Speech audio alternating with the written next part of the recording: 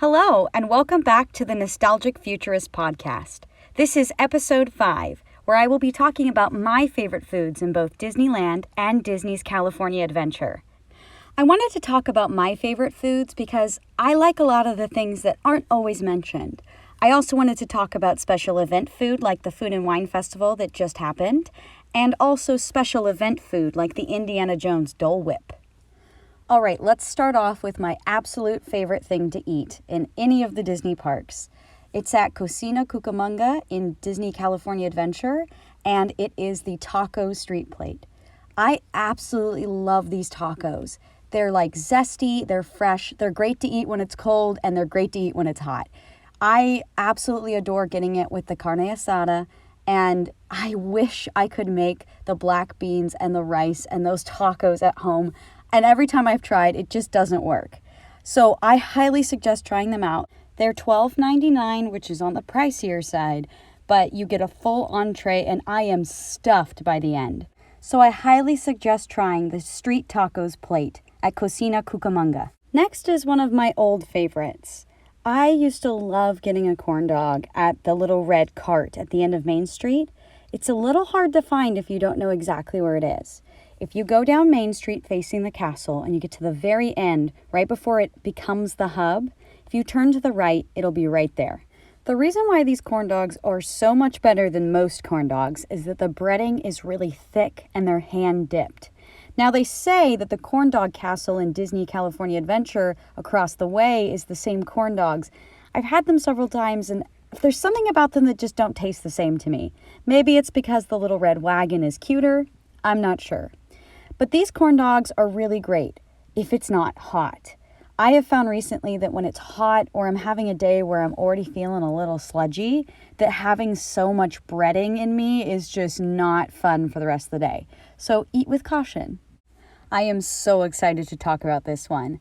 So for the 25th anniversary of Indiana Jones, the ride, they had an Indiana Jones Dole Whip, get the pun, at the Tropical Hideaway that's in Adventureland. It was the best Dole Whip I have ever had. Whenever I go to a yogurt store, I make basically the equivalent of like a mud pie where I might have like a fruity base as my yogurt, but then everything on top of it is chocolate and then gummy worms. And that's exactly what this Dole Whip is. It was raspberry and pineapple Dole Whip swirled with chocolate sauce, cookie crumbles, Pocky sticks, and a big cake pop that was just solid chocolate, and it was the best cake pop I've ever had. And it had like real fruit all chopped up, and it had gummy worms. It was just everything you could ever want. I mean, and the puns in it with the boulder and the snakes and everything about it was just so perfect. I hope that they bring this back and keep it as an actual thing because Indiana Jones will always be in Adventureland, so why can't this Dole Whip? All right, this is a double whammy. I love Ralph Brennan's Jazz Kitchen in downtown Disney. Ooh, a little extra location. Ralph Brennan's has some of the best jambalaya I've had in my life. My family's from the South, so I've had a lot of jambalaya, and this one's great. Even though it has pasta instead of rice, it's somehow amazing. It's spicy, and I know that they always warn people about the spice. I can handle spice, and it doesn't bug me, but just a forewarning. This dish is by far the most expensive on my list at $32. However, little trick I figured out. If you say you want to split the jambalaya with someone else, they'll actually serve it in 2 separate bowls because it'd be really messy to split. So I like to order it and split it between people, so it's only $16 a person. Still steep, but it's good food. I love beignets. I don't really like the beignets in Disneyland at the Mint Julep bar because they've kind of sat out all day and they just don't feel as fluffy or taste as good. But Ralph Brennan's Jazz Kitchen, either the real restaurant or the Express to the left of the building, those beignets are the best beignets. They actually drop them in the fryer right when you're ordering, and they put so much powdered sugar on them that it's literally Christmas in the bag. I will warn you, powdered sugar, when on clothing, does not come out without water. So I don't suggest rubbing it in to your clothes. And I also suggest kind of leaning forward over the table and having lots of napkins on your lap so that you're not spending the rest of the day looking like a Dalmatian. These range from about $8 to about $13 based on the number of beignets you choose to get and what size they are. So I highly suggest stopping by the Express, getting beignets for breakfast, and figuring out how many your stomach can take before, they are like sludge later. So I highly suggest eating less than you think you want. To finish off our time in downtown Disney, I want to talk about Black Tap, one of the newer restaurants. I love their burgers. They've got great burgers. They've got great big kind of wedgy fries. If you just need some all-American food that's really filling and you really feel like you're getting quality as opposed to some of the burgers you get in Disneyland, I highly suggest going to eat at Black Tap. You can try a crazy shake if you'd like. I've never tried one and they look insane, and I don't really see people finish them unless they're in like big groups of people. The burger there is about $17, as are the shakes. So it costs a pretty penny, but you're getting a lot of food. The age-old debate, blue milk or green milk. I've tried both. Blue milk all the way, that's my vote. I found that the green milk just didn't have enough taste to it, and it was almost floral. Whereas the blue one, I could kind of relate it back to sort of tasting almost like a Powerade or a Sobe water I'd had before. So I go blue milk every time. A quick PSA about water. Did you know that in Disneyland and Disney's California Adventure, you can go up to any like takeout restaurant, one where you have to go up to the counter and order, you can get a free cup of water. Now, some restaurants give you big cups, like Flo's and Cars Land, or some give you small cups. I will say it's not always consistent. I have gotten small cups at Flo's, but you can often bypass the line. Just go to where the mobile order is, walk up, say you'd like a free cup of water, and they'll give it to you. Dessert, dessert, dessert. Ghirardelli's in Disney's California Adventure is my favorite place to get ice cream. Their ice cream is so good. It's so creamy. The chocolate's amazing, obviously. And they're not just serving dryers like Gibson Girl in Disneyland does. I really, really like getting just a plain old cup of mint chocolate chip ice cream from Ghirardelli, getting that free cup of water, and enjoying it outside. But they've got some great sundaes and everything, so I highly suggest checking out their menu. A lot of them are really cute San Francisco themed named ice creams, and they have some Mickey Mouse ones. And I just really suggest checking it out because they give you free chocolate every time you order. Sometimes they'll do it just at the door when you go in, but I haven't seen it as much anymore. So I highly suggest getting an ice cream so you get some free Ghirardelli chocolate. All right, now on to Tiggertails. They also make these as Cheshire cat tails, and I've also seen them as just plain chocolate, or at Christmas, they'll dip them in peppermint, and they're like peppermint bark kind of a tail. What it is it's marshmallows on a skewer, covered in caramel, covered in chocolate, and then it usually has like a flavoring on the outside and or sprinkles.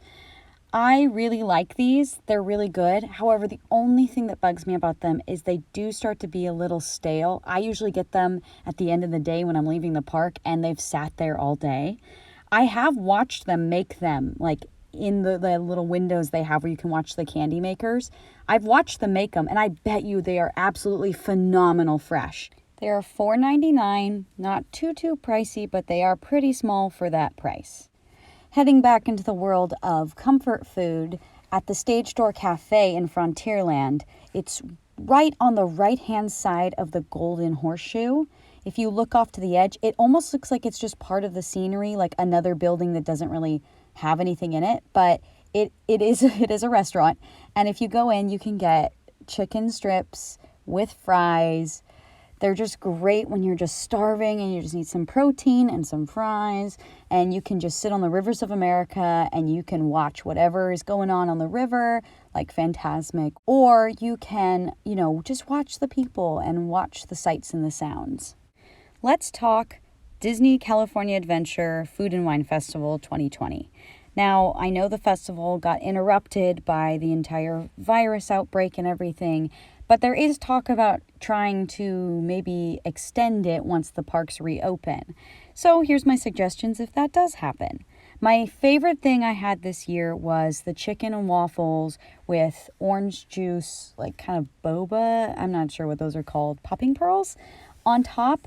It was really interesting. I'm not a very adventurous eater, but I tried it and it was such an interesting combination of flavors. I really liked it. My only complaint about food and wine festival food is that sometimes it doesn't always taste the most fresh because it's been carted in from another kitchen. So I will say that things are always better when they've just come out of the oven and been put on the carts and been taken out to the little kiosks. I've also never had artichoke hearts before, let alone them deep fried with like an aioli sauce on top. And again, not very adventurous, but I decided to give it a try because me and my mom were in line for Rise of the Resistance and they had already scanned our passes and then the ride broke down. And I mean, that's pretty common right now. It's a new ride. But we got stuck in line and these two ladies who were next to us were like just going off about how much they loved the Food and Wine Festival, and they were showing my mom pictures on their phone. And I had been trying to convince my mom to do it for a day and she didn't want to, but these ladies convinced her, so thank you so much to them. We actually ran into them like 2 or 3 more times throughout the day, and every time we'd be like, hey, did you try this? Did you try that? Oh, it was great. It was such a fun experience. So there was also like a bonding element to these things, and the artichoke hearts were one of the things they really suggested. Next up is my mom's favorite. It was a tenderloin burger with like onions, like, and that French onion like sauce taste that you would get like from potato chips. And she loved it. I tasted just a little bit of it. It was kind of hard to like cut up and share, but she went and got 2 because she loved it so much. So the Mickey macaroon was the last thing me and my mom got. We got a sip and savor pass. We are annual pass holders, so it was only $51 for us, and it came with a cuter lanyard. It's $56 if you are not an annual pass holder.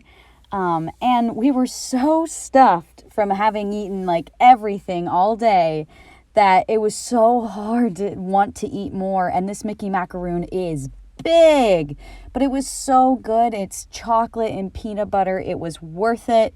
Even if I did feel so overstuffed afterwards, it's a great macaroon. Finally, I'm going to talk about the monkey bread. This was so good. I love monkey bread. Like I usually get it at BJ's like as one of their Pizookies. But this monkey bread had all like pecans in it and on it. I don't personally really like nuts.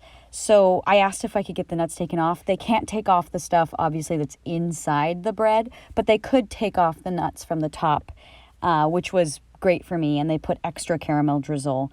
They're really good. I will tell you, they go out all the time. We checked in like 2 or 3 times before they even had enough monkey bread to actually serve us. So always be aware that some of these booths do run out and to be prepared for that. And that wraps up all of my favorite foods and everything in Disneyland and Disney California Adventure. Thank you for joining me this week, and I hope to see you next week for episode 6.